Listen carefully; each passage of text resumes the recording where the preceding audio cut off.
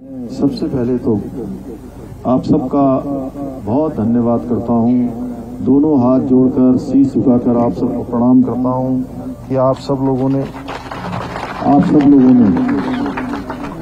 इस क्षेत्र से जहां आम चुनाव हुआ, उस आम चुनाव में आपने आदरणीय कैलाशदा को बहुत भारी बहुमत से इस क्षेत्र से जिताकर भेजा और फिर बीच में उपचुनाव आया। उपचुनाव में भी मैं आप सबके बीच में आया तो मैं भूल नहीं पाता हूं आप सबके समर्थन को, आप सबके आशीर्वाद को। हेलीपैड से लेकर जो सभा स्थल था, उस सभा स्थल तक इतना लंबा जुलूस था, इतनी भारी संख्या थी कि पीछे देखता था तो कोई सिरा उसका समाप्त नहीं होता था। पीछे मुड़कर देखा तो मैंने हमारी माताएं, बहनें, बड़े बुजुर्ग, नौजवान साथी, प्यारे बच्चे, सारे के सारे उस समूह में उपस्थित थे। मैं आप सबका धन्यवाद करना चाहता हूं कि एक रिकॉर्ड तोड़ यहां से आप सब लोगों ने मुझे अपने इस क्षेत्र में सेवा करने का अवसर प्रदान किया, अपना आशीर्वाद प्रदान किया। मैं इसके लिए आपका हृदय से आभारी हूं। आप सबका मैं हृदय से धन्यवाद करना चाहता हूं। भाइयों बहनों, ये मंच तामली का क्षेत्र, ये तल्ला देश का क्षेत्र, ये बाबा गोरखनाथ की भूमि वास्तव में बहुत पूज्य भूमि है और इस भूमि पर सेवा करने का अवसर आप सब लोगों ने प्रदान किया है। सेवा का अवसर प्रदान हुआ है बाबा गोरखनाथ की कृपा से, आप सबके आशीर्वाद से। आदरणीय कैलाशदा ने मुझे प्रस्ताव दिया कि इस क्षेत्र में आकर आपको प्रतिनिधित्व करना है, तो मैं आप सबके बीच में आया हूं। बहुत सारे कामों के बारे में अभी दिलीप दा ने बताया, हमारे प्रतिनिधियों ने यहाँ पर बहुत सारे मुझे ज्ञापन दिए। यहाँ जहाँ तल्ला देश में मैंने शुरू दिन ही, पहले दिन ही कहा था, जब मैं बाबा गोरखनाथ के प्रांगण में आया था, मैंने उस समय घोषणा करी थी कि मैं इस क्षेत्र में, क्योंकि लंबे समय से उप तहसील की मांग थी कि इस उप तहसील को संचालित करेंगे। आप सबके आशीर्वाद से, बाबा गोरखनाथ की कृपा से यहाँ पर उप तहसील संचालन का कार्य प्रारंभ हो गया है और उसमें हम कोशिश करेंगे और प्रभावी तरीके से उसका संचालन हो और अच्छी तहसील चले। यहाँ पर अस्पतालों में सब जगह पर डॉक्टर हो, डॉक्टरों की कोई कमी न हो, उसके लिए भी लगातार हमने प्रयास किया है और यहाँ पर अभी डॉक्टर भी आने शुरू हो गए हैं, अभी आगे भी बहुत सारे आने हैं। इसी प्रकार से बहुत सारे स्कूलों की समस्या है, उनको भी ठीक करेंगे। कहीं सड़कों की समस्या है, कहीं बिजली की समस्या है, यहाँ पर कनेक्टिविटी, रोडों को एक दूसरे से संपर्क मार्गों की बहुत आवश्यकता है। उसके भी हमने प्रस्ताव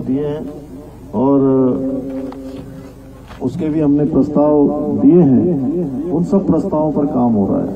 आने वाले समय में ये जो हमारा सीमांत क्षेत्र है, ये सीमांत क्षेत्र विकास की मुख्य धारा में आए, ये मेरा संकल्प है। आदरणीय कैलाशदा का भी संकल्प है। हम लोगों ने तय किया है कि हम लोग इसको मुख्य धारा में लाएंगे। इस मंच तामली क्षेत्र को, हमारी बहनों को, हमारे बेटों को, बेटियों को किसी प्रकार की शिक्षा के लिए, अन्य सुविधाओं के लिए कहीं भी जो है उनको भटकना न पड़े, परेशान न होना पड़े, उनके जीवन के अभाव वो धीरे धीरे कम होते जाएं और यहाँ पर जो आवश्यक मूलभूत आवश्यकताएं हैं, मूलभूत सुविधाएं हैं, वो सुविधाएं बढ़े, उसके लिए हम काम कर रहे हैं। भाइयों बहनों, आज मैं आप सबसे यह भी कहना चाहता हूँ कि ये आज़ादी का अमृत महोत्सव चल रहा है और आज़ादी का अमृत महोत्सव हमारे देश के यशस्वी प्रधानमंत्री मोदी जी के आह्वान पर पूरे देश के अंदर ये आज़ादी का अमृत महोत्सव मनाया जा रहा है। देश की आज़ादी से लेकर अब तक कोई कार्यक्रम, आज तक इतना बड़ा कार्यक्रम नहीं हुआ होगा जिसको भारत सरकार के प्रधानमंत्री जी ने शुरू किया, सरकार का कार्यक्रम शुरू किया, जिसमें 60,000 कार्यक्रम देश के अंदर अभी तक संपन्न हो चुके हैं और धीरे धीरे धीरे धीरे ये कार्यक्रम भारत सरकार का न होकर जन जन का कार्यक्रम बन गया, जन जन का आंदोलन बन गया और तिरंगा हमारी आन बान और शान है। हर घर में तिरंगा लगना चाहिए, हर घर में तिरंगा होना चाहिए, हर घर में तिरंगा दिखना चाहिए, क्योंकि तिरंगा हमारा मान सम्मान और स्वाभिमान है। इस तिरंगे के लिए, भारत की आजादी के लिए, देश के अंदर देश को आजाद कराने के लिए न जाने कितने लोगों ने अपना बलिदान दिया। जहां आजादी का हम अमृत महोत्सव मना रहे हैं, उसके पीछे की आजादी के लिए, भारत को स्वतंत्र करने के लिए, भारत की आजादी के लिए अपने प्राणों का बलिदान दे दिया। हंसते हंसते आज रक्षाबंधन है, कल रक्षाबंधन था, लगातार हम बहनों के बीच में जा रहे हैं तो याद आती है उनकी। जरा सोचिए वो कैसा समय रहा होगा जब देश की आजादी के लिए जो मतवाले दीवाने अपनी जवानी, अपनी जिंदगानी हथेली पर रखकर हंसते हंसते उन्होंने फांसी के फंदों को चूम लिया और बहनों की राखी को भी ठोकर मार दी और देश के लिए अपनी शहादत दे दी, अपना बलिदान कर दिया। उन सब का भी स्मरण करने का ये समय है। बहुत सारे ऐसे वीर, ऐसे महापुरुष जिन्होंने आजादी की लड़ाई में अपना बलिदान किया, अपने को झोंकने का काम किया, अपने को लगाने का काम किया, उनका हम स्मरण करते हैं। लेकिन उसके साथ साथ बहुत सारी ऐसी विभूतियां हैं जो सामने भी नहीं आ पाई, जिनका नाम भी सामने नहीं आ पाया, उनको भी स्मरण करने का समय है, उनको भी नमन करने का समय है। और हमारी ये नई पीढ़ी जो आगे आने वाले समय के नौनिहाल हैं, आगे आने वाले समय के कर्णधार हैं, जो हमारे भविष्य हैं, उनके लिए जहां ये आजादी का अमृत महोत्सव एक विशेष महत्व अपने उनके जीवन में रखता है, जब उनके जीवन में ये आजादी के 75 वर्ष पूरे हो रहे हैं।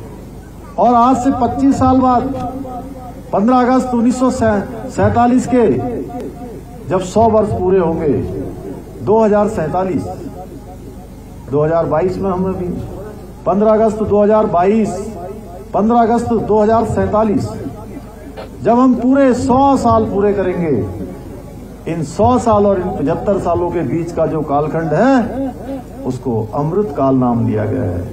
अमृत काल। और ये ऐसा अमृत काल है कि पिछले 8 सालों से देश के अंदर मोदी जी के नेतृत्व में सरकार चल रही है, भारत की सरकार चल रही है। और इन 8 सालों में देश के अंदर जितने कार्यक्रम हुए हैं, जितनी योजनाएं चलाई गई हैं, वो सारी की सारी योजनाएं केवल और केवल गरीबों के कल्याण के लिए चलाई गई है, गरीबों के उत्थान के लिए चलाई गई हैं। अगर हम उन योजनाओं को याद करें तो हमको स्वतः ही समझ में आ जाएगा कि पहले की सरकारें क्या करती थी। 2014 से पहले देश के अंदर एक निराशा का भाव आ गया था, एक मायूसी छा गई थी। उस मायूसी को एक उत्साह में बदलने का काम, आशा में बदलने का काम, एक नए भारत की कल्पना को लेकर काम शुरू करने का काम हमारे देश के प्रधानमंत्री मोदी जी ने किया। भाइयों बहनों, तभी उन्होंने कहीं आएगा, भारत के संभलने की कोई स्थिति नहीं होगी। लेकिन जब यहां कोरोना महामारी आई, मोदी जी के नेतृत्व के कारण से और कुशल प्रबंधन के कारण से, जहां पर एक डोज वैक्सीन की मुफ्त में लगाई गई, दूसरी डोज मुफ्त में लगाई गई और अब तीसरी डोज भी मुफ्त में लगाने का काम भारत की सरकार कर रही है। इतना ही नहीं, इतना ही नहीं, भारत की जो संस्कृति है, हमारे जो वेद है, पुराण है, हमारी महान संस्कृति कहती है कि ये तेरा है, ये मेरा है, ये छोटा है, ये बड़ा है। इस प्रकार का भाव दुनिया के दूसरे देश करते हैं, जो कोरोना महामारी की वैक्सीन नहीं ढूंढ रहे थे, जो अपने अनुसंधान करके कोरोना बना रहे थे। भारत की जो संस्कृति है, जो देव संस्कृति भारत के अंदर चली आई है, पुरातन संस्कृति जो हमारी चला आई है, सनातन संस्कृति जो हमारी चली आई है, वो संस्कृति कहती है कि अयम निजम परोवेति गणना लघु चेतसाम उदार चरित्रानाम वसुधैवम तो कुटुंबकम। ये तेरा है, ये मेरा है, ये छोटा है, ये बड़ा है। इस प्रकार का भाव वह लोग रखते हैं जिनके मन छोटे होते हैं, जिनका मन बड़ा होता है, हृदय बड़ा होता है, जिनके विचार बड़े होते हैं, जिनका दिल उदार होता है। उनके लिए तो संपूर्ण भारत, संपूर्ण दुनिया अपना घर होती है।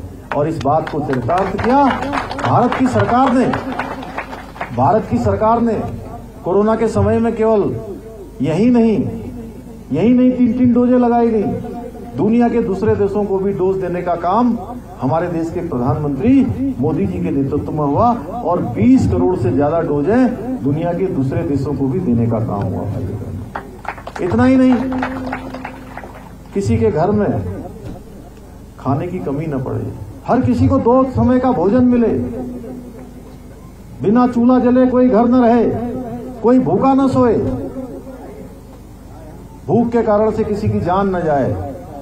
प्रधानमंत्री मोदी जी ने गरीब कल्याण अन्न योजना चलाई और उस गरीब कल्याण अन्न योजना के माध्यम से मार्च 2021 से लेकर अभी तक लगातार 5 किलो प्रति यूनिट के हिसाब से राशन के साथ साथ अन्य सामान देने का काम भी जारी है। भाइयों बहनों, ये योजना अभी चल रही है। तो प्रधानमंत्री मोदी जी ने जितने भी काम किए हैं वो सारे के सारे गरीब कल्याण के लिए किए हैं। मैं आप सबका धन्यवाद करना चाहता हूं कि आप लोगों ने हमेशा मोदी जी के नेतृत्व पर बहुत भरोसा किया है और भरोसा ही नहीं किया है, मोदी जी का भी उत्तराखंड से विशेष लगाव है। उत्तराखंड के हर क्षेत्र के बारे में जानते हैं। मैं अभी पिछले दिनों उनसे जब भेंट करने गया था तो मैंने जब उनसे मायावती आश्रम लोहाघाट वाला जो हमारा अद्वैत आश्रम है जहां विवेकानंद जी ने साधना की थी, मैंने उस आश्रम के बारे में जब उनसे चर्चा करी तो उनको सारी बातें मालूम थी। बोले अल्मोड़ा उधर है, अल्मोड़ा से इधर आओगे तो इधर मायावती पड़ता है। सब जगह उन्होंने नारायण आश्रम से लेकर आदि कैलाश तक की बातें, यहाँ की माताओं बहनों के बारे में, यहाँ के बड़े बुजुर्गों के बारे में, यहाँ को पलायन के बारे में, इसीलिए उन्होंने सीमांत क्षेत्रों के विकास का संकल्प लिया है। मैंने भारत सरकार के गृह मंत्री जी से सीमांत क्षेत्र जैसे मंच है, तामली है, हमारे इस क्षेत्र से लगने वाले जितने भी क्षेत्र हैं, उन क्षेत्रों के लिए विशेष रूप से उनसे अनुरोध किया है कि इन क्षेत्रों पर बजट की धनराशि बढ़ाई जानी चाहिए, जिससे कि अभी जैसे हमारे दिलीप दा यहाँ कह रहे थे कि यहाँ पर कनेक्टिविटी की प्रॉब्लम है। अभी 1202 टावर हमको मिले हैं और 1202 टावर पहले जो प्रस्ताव गए हैं उन टावरों को हमें भारत सरकार ने अभी स्वीकृत किया है। मैं देखता हूँ उसमें अगर इस क्षेत्र का नाम नहीं सम्मिलित है तो मैं भारत सरकार से फिर से अनुरोध करूंगा, अगर सम्मिलित होगा तो जल्दी ही जो है यहाँ पर टावर स्थापित होगा, जिससे यहाँ पर 4G, 3G, 4G और आने वाले समय में 5G की सुविधा इस क्षेत्र में मिले। धीरे धीरे करके एक एक करके 2-2 करके चीजों को आगे बढ़ाएंगे। आज के अवसर पर मैं अपनी रक्षाबंधन का भी पर्व है, मैं अपनी सभी बहनों को, इस क्षेत्र की सभी माताओं को, बहनों को, उन सबको मैं बहुत प्रणाम करता हूं, बहुत अभिनंदन करता हूं, उनको बहुत बधाई देता हूं कि आपका ये रक्षा सूत्र भी हम लोगों को देश की रक्षा के लिए, प्रदेश के विकास के लिए पूरी तरह से संकल्पबद्ध करेगा और अपनी आशाओं पर, आपकी आशाओं पर, आपके विश्वास पर हम निश्चित रूप से आपसे जो आपका समर्थन मिलता है, आपका आशीर्वाद मिलता है, उस ऊर्जा को लेकर हम उत्तराखंड का जो विकास करना चाहते हैं, उत्तराखंड को जो आगे ले जाना चाहते हैं, हिंदुस्तान का जो श्रेष्ठ राज्य बनाना चाहते हैं, जब हम 2025 में अपनी स्थापना का 25वां स्थापना दिवस मना रहे होंगे, उस समय हमने सभी विभागों से कहा है, सभी से कहा है कि सब लोग अपने अपने यहाँ एक रोड मैप बनाएं और 2025 में कैसे हमारा राज्य हिंदुस्तान का श्रेष्ठ राज्य बन सकता है, कैसे हमारा मंच तामली भी में हम जहाँ यहाँ शोभन सिंह जीना विश्वविद्यालय का एक परिसर हमने चंपावत में खोलने का निर्णय लिया है, उसके लिए 5 करोड़ रुपए की धनराशि भी जारी कर दी है। सभी विभागों को कहा है कि सभी विभाग